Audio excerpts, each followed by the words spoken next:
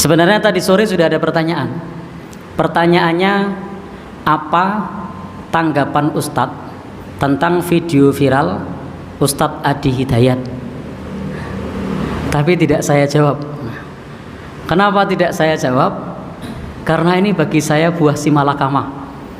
Ya, ketika saya menjawab ini agak berat di satu sisi, ada plus minus. Dan saya memilih memberikan jawaban offline. Om Budpar mempersembahkan faedah singkat bersama Asatidz Ahli Sunnah wal Jamaah. Dan saat ini pertanyaannya dengan diksi yang berbeda. Bagaimana jika Ustadz di posisi seperti Ustadz Adi Hidayat? Apa yang akan Ustadz lakukan? Baik, ini kapasitasnya berarti saya bukan nanggapi Ustadz Adi Hidayat ya. Ini kapasitasnya bukan nanggapi. Untuk pertanyaan apa tanggapan Ustadz tentang video Ustadz Adi Hidayat yang tadi sore, saya tidak menjawab. Dan ini pertanyaannya beda. Pertanyaannya adalah bagaimana jika Ustadz berada di posisi seperti Ustadz Adi Hidayat dalam video yang viral yang terkait dengan surat Maryam dan surat Yohanes. Baik, ini teman-teman semua yang berbahagia yang dirahmati Allah Subhanahu wa taala. Tanpa mengurangi rasa hormat saya dengan Ustadz Adi Hidayat, beliau adalah salah seorang ulama harismatik, followernya banyak, dan beliau juga keilmuannya di negeri ini diakui. Beliau juga sesepuh kita, bahkan beliau adalah seorang guru, seorang ulama yang sangat dermawan. Kita sudah masyhur itu, beliau banyak mengumrohkan para jamaahnya, beliau banyak membantu orang-orang yang kekurangan, sangat sedikit sekali yang mampu seperti beliau. Sehingga apa yang saya sampaikan ini murni jawaban saya atas penanya yang menyampaikan, andai saya di posisi seperti Ustadz Adi Hidayat, apa yang akan saya lakukan. Jadi tanpa mengurangi rasa hormat saya kepada beliau. Dan beliau adalah seorang ustadz yang keilmuannya diakui. Beliau hafal Al-Quran, beliau hafal hadis-hadis Nabi. Tidak hanya sekedar hafal, beliau paham pojok kanan atas, pojok bawah, beliau sudah hafal itu. Sementara saya hanya sebagai seorang dai mubalek tarkam. Tarkam itu antar kampung, sehingga bukan kapasitasnya menanggapi video beliau, tapi ini pertanyaan jika saya berada di posisi seperti beliau, apa yang akan saya lakukan. Baik, jika berada di posisi beliau, maka saya ketika memanggil mahasiswi atau mahasiswa non muslim, yang akan saya tanyakan adalah bagaimana kesan Anda kuliah di kampus Muhammadiyah.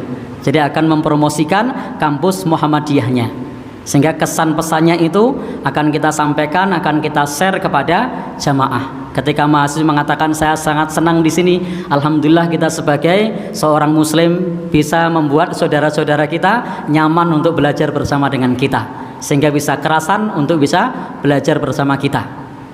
Saya tidak akan memberikan kesempatan kepada mahasiswi tersebut untuk mensyiarkan ayat-ayatnya. Saya tidak akan berikan kesempatan, karena ketika kita minta untuk membaca Al-Quran, itu sama saja saya memberikan kesempatan kepada mahasiswi tersebut mensyiarkan agama dia.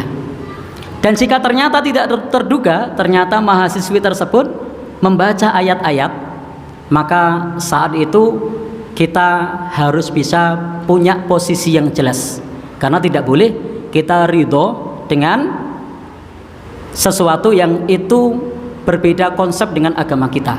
Misalnya ternyata mengutip surat Yohanes pasal berapa? 3 ayat 16 yang menyebutkan anak Allah. Maka kalau kemudian saya hafal surat Maryam, maka saya akan menerjemahkan bahwasanya saya adalah hamba Allah. Nah, saudara-saudara muslim, disinilah letak perbedaan kita.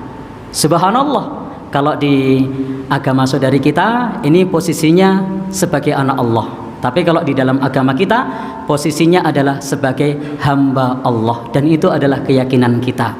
Dan kita punya konsep lakum dinukum waliyadin. Bagimu agamamu, bagiku agamaku. Kenapa? Karena memang ini adalah konsep yang berbeda. Dan di sini di dalam terjemahannya adalah menjadikan aku sebagai seorang nabi, bukan sebagai penyebar risalah yang terbaik. Karena yang di dalam Al-Quran tersebut disebutkan bahwasanya wa ja'alani nabiyya, dan menjadikan aku sebagai seorang nabi. Selain disebutkan inni Abdullah, aku adalah hamba Allah, juga Allah firmankan bahwasanya wa ja'alani nabiyya, dan menjadikan aku sebagai seorang nabi. Jadi diterjemahkan saja menjadikan aku sebagai seorang nabi, tidak menerjemahkan sebagai seorang penyebar risalah yang terbaik. Karena kita meyakini bahwa asyraful anbiya wal mursalin, nabi yang paling mulia, rasul yang paling mulia adalah Rasulullah sallallahu alaihi wasallam. Baik, andai ini sesuai penanya, andai saya menjadi beliau, maka di situasi seperti itu adalah situasi yang sangat sulit bagi saya, situasi yang sangat sulit bagi saya, dan bukan satu angan-angan dan keinginan untuk dalam posisi seperti itu. Maka jika saya dalam situasi dan posisi seperti itu, belum tentu saya mampu untuk melakukan hal-hal seperti yang saya sampaikan tadi. Maka kita harus memahami bagaimana situasi dan posisi Ustadz Adi Hidayat saat itu, dan ada plus minusnya. Tetapi di sini konteksnya tadi penanya menyatakan bagaimana sikap saya jika berada di posisi seperti itu. Kenapa?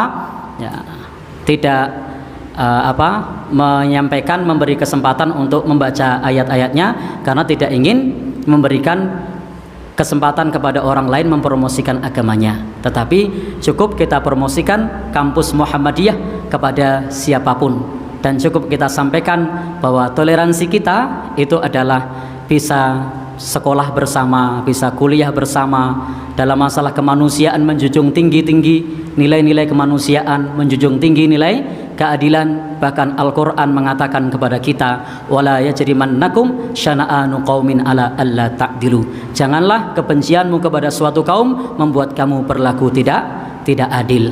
Al-Quran mengajarkan kepada kita jangan sampai kita berlaku tidak adil meskipun kepada yang kita tidak suka sekalipun.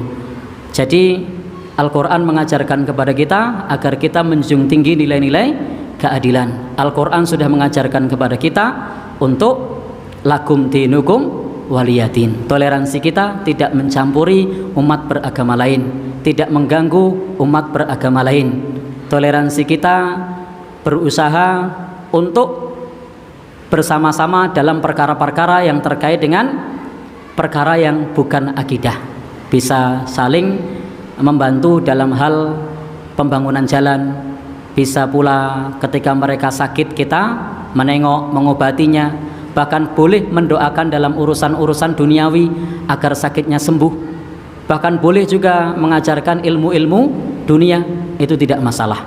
Tetapi dalam konteks akidah memang itu bukan sesuatu yang sama, bukan sesuatu yang mirip, karena di dalam akidah mereka bahwa Nabi Isa adalah dianggap sebagai anak Allah, sementara dalam agama kita Allah berfirman dengan tegas, qul huwallahu ahad Allahus samad lam yalid walam yulad walam yakul lahu kufuwan ahad. Allah Subhanahu wa taala itu maha tunggal, bahwa semuanya bergantung bertawakal kepada Allah, dan Allah itu tidak melahirkan dan tidak dilahirkan, dan tidak ada seorang pun yang setara dengan beliau. Dan harapan saya dengan apa yang saya sampaikan ini tidak membuat kita kemudian berpecah belah, tetapi hendaknya kita bersikap objektif, bahwa seseorang di dalam bersikap bisa saja punya sudut pandang yang berbeda. Wallahu a'lam bishawab.